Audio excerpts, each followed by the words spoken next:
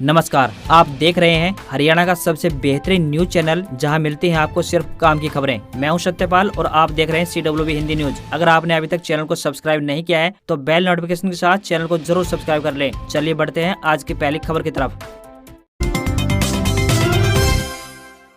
अब गांव में बनेंगे सेक्टर, इस गांव से शुरू होने जा रही है। डिप्टी सीएम ने लिया बड़ा फैसला। उप मुख्यमंत्री दुष्यंत चौटाला ने कहा है कि ग्रामीणों को गांव में ही शहर की तर्ज पर सुविधाएं उपलब्ध हों। ग्रामीणों का यह सपना राज्य सरकार जल्द साकार करने जा रही है। हरियाणा के पानीपत जिले के गाँव इसराना में जननायक ताऊ देवलाल मॉडल कॉलोनी विकसित करने के लिए जमीन अधिग्रहण पर मुहर लग गई है। चंडीगढ़ में उप मुख्यमंत्री दुष्यंत चौटाला की अध्यक्षता में पंचायत विभाग, हरियाणा व पानीपत जिला उपायुक्त की हुई बैठक में इस बारे में विस्तार पूर्वक चर्चा हुई और इस बारे में फैसला लिया गया। इसराना में मॉडल कॉलोनी के लिए हरियाणा जमीन खरीदेगा। जमीन रजिस्ट्री के बाद विभाग इस कॉलोनी को सरकारी नक्शे के मुताबिक विकसित कर प्लॉट आवंटन की प्रक्रिया शुरू करेगा, जहां लगभग 48 एकड़ में ग्रामीण सेक्टर विकसित किए जाएंगे। यहाँ community centre, sports complex, primary school, park, shopping complex समेत तमाम मूलभूत सुविधाएं कॉलोनी वासियों को मिलेंगी। डिप्टी सीएम ने कहा कि इस मॉडल कॉलोनी में लोगों को उचित दाम पर 200 से 500 गज तक के प्लॉट मिलेंगे, जिसमें 60% हिस्सेदारी मूल इसराना वासियों की रहेगी और 40% हिस्सेदारी सबके लिए ओपन रहेगी।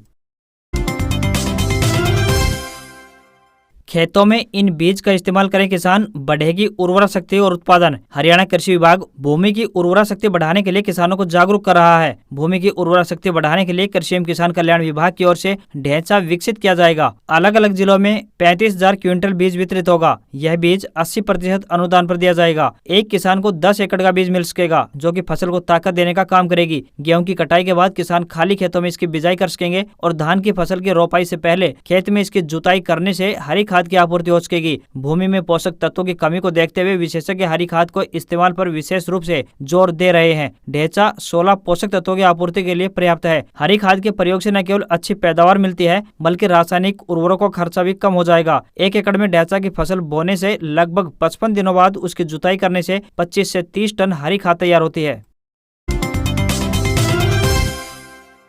राम रहीम की फरलों पर हाईकोर्ट में चलती रही बहस, याची को पेश करनी होगी जजमेंट। अब इस दिन होगी सुनवाई। डेरा सच्चा सौदा प्रमुख गुरमीत सिंह हार्डकोर क्रिमिनल है या नहीं, अब कोर्ट के सामने यह सवाल है। बुधवार को हाईकोर्ट में इस मामले में बहस चलती रही। याचिकाकर्ता की तरफ से डेरा प्रमुख को हार्डकोर क्रिमिनल बताते हुए पक्ष में बहस की गई, जबकि सरकार की तरफ से इसका विरोध किया गया। याची पक्ष की तरफ से यह भी दलील दी गई कि डेरा प्रमुख ने अभी सजा कम ही काटी है, ऐसे में फरलो गलत तरीके से दी गई है। सभी पक्षों को सुनने के बाद कोर्ट ने याची को अपने पक्ष में जजमेंट पेश करने का आदेश देते हुए सुनवाई बहस के लिए 25 फरवरी तक स्थगित कर दी है।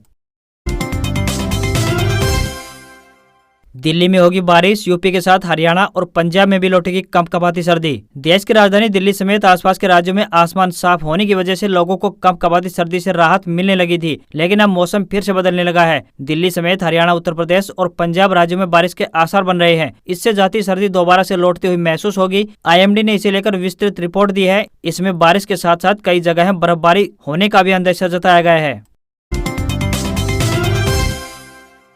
हड़ताली आंगनबाड़ी वर्करों पर विभाग का एक्शन, 11 को किया सेवा मुक्त तो वहीं 20 को नोटिस जारी। महिला एवं बाल विकास विभाग ने हड़ताल में शामिल आंगनबाड़ी वर्करों पर बड़ा एक्शन लिया है। विभाग ने बुधवार को 11 आंगनबाड़ी वर्करों को विभाग के नोटिस का जवाब न देने व ड्यूटी ज्वाइन न करने पर सेवा मुक्त कर दिया। इसी के साथ 20 और वर्करों को नोटिस जारी कर जवाब देने व ड्यूटी ज्वाइन करने को कहा है। वे गुरुवार तक ड्यूटी ज्वाइन नहीं करते हैं तो विभाग उनको भी अवहेलना के आरोप में सेवा मुक्त कर देगा। पिछले लंबे समय से आंगनबाड़ी वर्करों की हड़ताल चल रही है, जिससे काफी वर्कर आंदोलन में शामिल हैं। गवर्नमेंट जॉब अपडेट, हरियाणा सरकार जल्द निकालेगी इन 1200 से ज्यादा पदों पर भर्ती। रोहतक में होगी लिखित परीक्षा। हरियाणा प्रदेश में जल्द ही डॉक्टरों के खाली पड़े पदों को भरा जाएगा। इसके लिए हरियाणा के गृह एवं स्वास्थ्य मंत्री अनिल विज के निर्देशों के बाद स्वास्थ्य विभाग के आला अफसरों ने डिमांड तैयार करके औपचारिकता पूरी कर ली है। राज्य में लगभग 1200 से ऊपर डॉक्टरों के खाली पद पड़े हैं, जिन्हें भरने की तैयारी है। इसके लिए एक स्थान यानी रोहतक में लिखित परीक्षा का आयोजन होगा। सूत्रों का कहना है कि हरियाणा प्रदेश के अंदर लगभग 1252 पोस्ट खाली हैं। इन पदों को भरने के लिए हरियाणा का स्वास्थ्य विभाग कवायद में जुटा हुआ है। हरियाणा के स्वास्थ्य मंत्री अनिल विज ने साफ कर दिया है कि प्रदेश के लोगों को बेहतर स्वास्थ्य सुविधाएं देने की दिशा में वे लगातार गंभीरता के साथ काम कर रहे हैं। इसी प्रकार से आर्थिक तौर पर कमजोर वर्ग के लिए हरियाणा स्वास्थ्य विभाग लगभग 160 पदों पर भर्ती करने जा रहा है। इस प्रकार से पूरे राज्य में 1252 पदों पर स्वास्थ्य विभाग में भर्ती की तैयारी है। पशु प्रदर्शनी में सांस्कृतिक कार्यक्रमों से रंग जमाएंगे गजेंद्र फोगाट, तैयारियों का लिया जायजा। मुख्यमंत्री मनोहर लाल की पब्लिसिटी ओएसडी एवं कलाकार गजेंद्र फोगाट ने भिवानी में 25 से 27 फरवरी तक आयोजित होने वाली राज्य स्तरीय पशु प्रदर्शनी को लेकर आयोजन स्थल का दौरा किया। इस दौरान उन्होंने कहा कि पशु प्रदर्शनी के दौरान सांस्कृतिक कार्यक्रमों से अलग ही रंग जमाया जाएगा। प्रदर्शनी में शामिल होने वाले पशुपालकों यानी किसानों को सांस्कृतिक कार्यक्रमों से खूब मनोरंजन किया जाएगा। फोगाट ने कहा कि पशु प्रदर्शनी में सुबह से लेकर देर रात तक कलाकार अपनी प्रस्तुति देंगे। उन्होंने कहा कि प्रदर्शनी में पूरा रंग जमाया जाएगा। उन्होंने कहा कि मुख्य मंच के पास ही सांस्कृतिक मंच होगा, जहां से प्रदेश के चोटी के कलाकार अपनी कला का प्रदर्शन करेंगे। कोरोना काल के बादल छटे, नए प्रयोगों के साथ होगा बजट सत्र प्रारंभ। हरियाणा विधानसभा का 2 मार्च से शुरू हो रहा बजट सत्र देश भर में अभिनव प्रयोगों का साक्ष्य बनने जा रहा है। विधानसभा में पेश होने वाले बजट के व्यापक अध्ययन की योजना बनाई जा रही है। इस सत्र के दौरान सुरक्षा व्यवस्था चाक चौबंद रखने के लिए विधानसभा अध्यक्ष ज्ञानचंद गुप्ता ने बुधवार को प्रदेश सरकार के मुख्य सचिव संजीव कौशल, गृह विभाग के अतिरिक्त मुख्य सचिव राजीव अरोड़ा और पुलिस महानिदेशक पीके अग्रवाल समेत हरियाणा, पंजाब और केंद्र शासित प्रदेश चंडीगढ़ के वरिष्ठ पुलिस अधिकारियों के साथ बैठक की। बैठक में हरियाणा और पंजाब विधानसभा के वरिष्ठ अधिकारी भी मौजूद रहे। कोविड काल के बादल छटने के बाद हरियाणा विधानसभा का यह पहला सत्र है। विस अध्यक्ष ज्ञानचंद गुप्ता ने कहा कि वे इस सत्र को पूरे लोकतांत्रिक मूल्यों के साथ चलाना चाहते हैं, इसलिए इस बार मीडिया कर्मी और जनता प्रत्यक्ष रूप से सत्र देख सकेगी। आयोजित बैठक में गुप्ता ने पुलिस अधिकारियों और विधानसभा सचिवालय के अधिकारियों को इन सबके लिए समुचित प्रबंध करने के निर्देश जारी किए हैं। 13 मार्च को होगा विपक्ष आपके समक्ष का अगला कार्यक्रम। कार्यकर्ताओं की बैठक में हुड्डा ने किया ऐलान। पूर्व मुख्यमंत्री और नेता प्रतिपक्ष भूपेंद्र सिंह हुड्डा ने चंडीगढ़ आवास पर आयोजित लगातार दूसरे दिन कार्यकर्ताओं की बैठक ली। इस मौके पर उन्होंने कार्यकर्ताओं का आह्वान किया कि वो जनहित के मुद्दों को लेकर संघर्ष के लिए कमर कस लें। उन्होंने कहा कि विपक्ष आपके समक्ष का अगला कार्यक्रम यानी 13 मार्च को कुरुक्षेत्र में होगा। अब तक हुए कार्यक्रमों की सफलता और उनमें हजारों की तादाद में अपनी समस्याएं लेकर पहुंचे आम लोगों की हाजिरी बताती है कि जनता के सामने समस्याओं का अंबार लगा हुआ है। सरकार से निराश जनता अब उम्मीद भरी नजरों से विपक्ष की तरफ देख रही है। विपक्ष के दबाव के चलते विकास शुल्क में भारी बढ़ोतरी के फैसले पर सरकार को यू टर्न लेना पड़ा, जो बताता है कि जनशक्ति के सामने जन विरोधी सरकारों को अपने फैसले वापस लेने ही पड़ते हैं।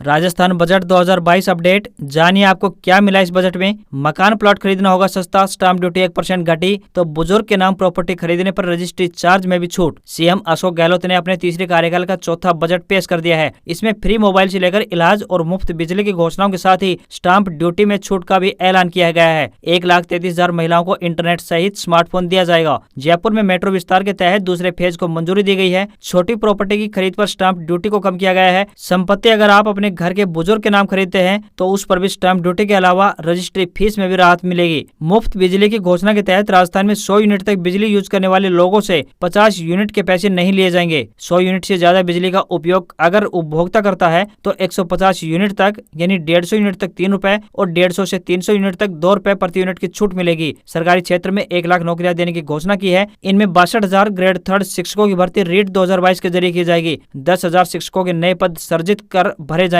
भर्ती परीक्षाओं में चीटिंग रोकने के लिए एक एंटी चीटिंग सेल का गठन की घोषणा की गई है। राजस्थान में 1 जनवरी 2004 से पहले की पुरानी पेंशन योजना लागू करने की घोषणा की गई है। करीब 3 लाख कर्मचारियों को इसका सीधा फायदा मिलेगा। वहीं किसानों की बात करें तो राजस्थान फसल सुरक्षा मिशन शुरू होगा। 35,000 किसानों को खेतों की तारबंदी के लिए अनुदान दिया जाएगा। 3 लाख पशुपालकों को हरा चारा बीज मिनी किट उपलब्ध कराए जाएंगे। 60,000 किसानों को कृषि यंत्रों पर 150 करोड़ रुपए अनुदान मिलेगा। टिड्डी हमला रोकने के लिए 1,000 ड्रोन खरीदे जाएंगे। सोलर पंप स्थापित करने के लिए 500 करोड़ का अनुदान दिया जाएगा। 1 लाख किसान इससे लाभान्वित होंगे। ऑफलाइन ही होगी 10वीं और 12वीं की परीक्षा, सुप्रीम कोर्ट ने खारिज की रोक लगाने की मांग। सीबीएसई, आईसीएसई समेत सभी राज्यों के बोर्ड एग्जाम पर लिया फैसला। देश भर में 10वीं और 12वीं की कक्षा के स्टूडेंट्स के लिए बोर्ड परीक्षा ऑफलाइन मोड में ही आयोजित की जाएगी। ऑफलाइन परीक्षाओं को रद्द करने की मांग वाली याचिका बुधवार को सुप्रीम कोर्ट ने खारिज कर दी है। सुनवाई के दौरान सुप्रीम कोर्ट ने कहा कि इस तरह की याचिका पब्लिसिटी पाने के लिए दायर की जाती है। ऐसी याचिकाओं को भविष्य में रोका जाए। ऐसी याचिकाओं से स्टूडेंट्स में भ्रम की स्थिति बन जाती है। कोर्ट ने इस तरह की याचिका दायर करने पर रोक लगाने के लिए कहा है। याचिका में सीबीएसई, आईसीएसई और एनआईओएस समेत सभी राज्यों की तरफ से आयोजित की जाने वाली ऑफलाइन यानी फिजिकल बोर्ड एग्जाम को रद्द करने की मांग की गई थी, लेकिन कोर्ट ने याचिका रद्द कर दी और एग्जाम ऑफलाइन करवाने के आदेश दे दिए हैं। देश भर में कोरोना अपडेट। देश में 24 घंटे में 15,102 नए केस तो वहीं 278 मौतें। यूनाइटेड अरब अमीरात यानी यूएई ने भारत समेत 3 देशों के पैसेंजर्स को आरटीपीसीआर से छूट दी। देश में पिछले 24 घंटे के दौरान कोरोना के 15,102 नए केस मिले हैं। वहीं 31,377 मरीज ठीक भी हुए हैं, जबकि 278 लोगों की जान गई है। वहीं एक्टिव केस की बात करें यानी इलाज करा रहे मरीजों की संख्या 17,847 की कमी आई है। इससे एक दिन पहले यानी सोमवार को 13,348 नए केस मिले थे और 235 लोगों की इससे मौत हुई थी।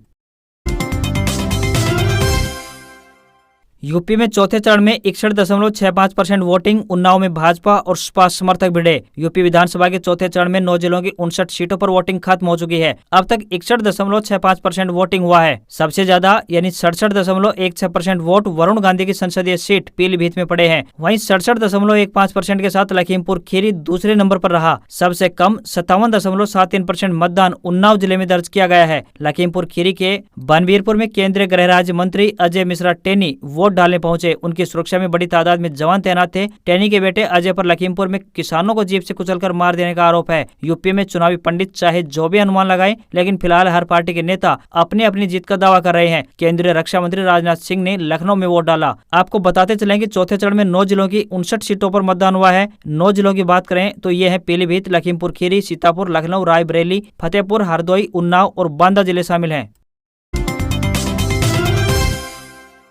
RIMC एंट्रेंस टेस्ट 4 जून को। राष्ट्रीय इंडियन मिलिट्री कॉलेज देहरादून के लिए चंडीगढ़ में होगा एग्जाम। आवेदन की अंतिम तारीख 25 अप्रैल। देहरादून स्थित राष्ट्रीय इंडियन मिलिट्री कॉलेज यानी RIMC का एंट्रेंस टेस्ट 4 जून को होगा। यह एग्जाम चंडीगढ़ के सेक्टर 15 स्थित लाला लाजपत राय भवन में होगा। डिफेंस सर्विस भलाई विभाग के प्रवक्ता के मुताबिक एग्जाम के लिए एप्लीकेशन की अंतिम तारीख 25 अप्रैल तय की गई है। इसके बाद आए आवेदन स्वीकार नहीं किए जाएंगे। एप्लीकेशन चंडीगढ़ के सेक्टर 21D स्थित defence services welfare Punjab directorate सैनिक भवन में भेजनी होगी। प्रवक्ता के मुताबिक RIMC देहरादून में एडमिशन के लिए लड़के और लड़कियां दोनों अप्लाई कर सकते हैं। इस टेस्ट में हिस्सा लेने वाले स्टूडेंट की उम्र की बात करें तो 1 जनवरी 2023 तक 11.5 साल से लेकर 13 साल के बीच होनी चाहिए। स्टूडेंट का जन्म 2 जनवरी 2010 से पहले और 1 जुलाई 2011 से बाद में नहीं होना चाहिए। एडमिशन के वक्त 1 जनवरी 2023 तक स्टूडेंट 5वीं क्लास पास होना चाहिए या 5वीं में पढ़ रहा हो। चुने गए स्टूडेंट को 8वीं कक्षा में एडमिशन दिया जाएगा। स्टूडेंट्स को अंग्रेजी, मैथ और जनरल नॉलेज का पेपर देना होगा। हर पेपर में इंटरव्यू समेत कम से कम 50% नंबर लेने जरूरी है। इंटरव्यू उन्हीं का होगा जो रिटन टेस्ट क्लियर करेंगे। देश के सबसे बड़े टेलीकॉम ऑपरेटर जियो ने नए प्रीपेड रिचार्ज प्लान लॉन्च किए हैं। कंपनी ने 2 नए रिचार्ज प्लान अपने पोर्टफोलियो में जोड़े हैं, जिसमें यूजर्स को डिज्नी प्लस हॉटस्टार का प्रीमियम सब्सक्रिप्शन मिलेगा। इन रिचार्ज प्लान में यूजर्स को अनलिमिटेड कॉल, डेटा और SMS का लाभ दिया जाएगा। जियो एप्स का सब्सक्रिप्शन भी दिया जाएगा। इस प्लान के तहत डिज्नी प्लस हॉटस्टार को मोबाइल, लैपटॉप, टैबलेट और कनेक्टेड टीवी का इस्तेमाल कर सकते हैं। जियो के 1499 रुपए के रिचार्ज प्लान में यूजर्स को 1 साल के लिए डिज्नी प्लस हॉटस्टार का प्रीमियम सब्सक्रिप्शन मिलता है, जिसके साथ ही प्लान में 2 GB डेटा प्रतिदिन, अनलिमिटेड कॉलिंग और 100 SMS प्रतिदिन मिल रहे हैं। इस प्लान में यूजर्स को 84 दिनों की वैलिडिटी भी मिलती है। साथ ही आपको जियो एप्स का सब्सक्रिप्शन भी मिलता है। वहीं 4199 रुपए के रिचार्ज प्लान की बात करें तो इसमें 1 साल के लिए डिज्नी प्लस हॉटस्टार का प्रीमियम सब्सक्रिप्शन मिलता है। साथ ही कंज्यूमर्स को हर दिन 3 GB डेटा, अनलिमिटेड कॉल्स और 100 SMS प्रतिदिन मिलेगा। इस प्लान की वैलिडिटी 365 दिनों की रहेगी। इसमें भी आपको जियो एप्स का सब्सक्रिप्शन फ्री मिलेगा।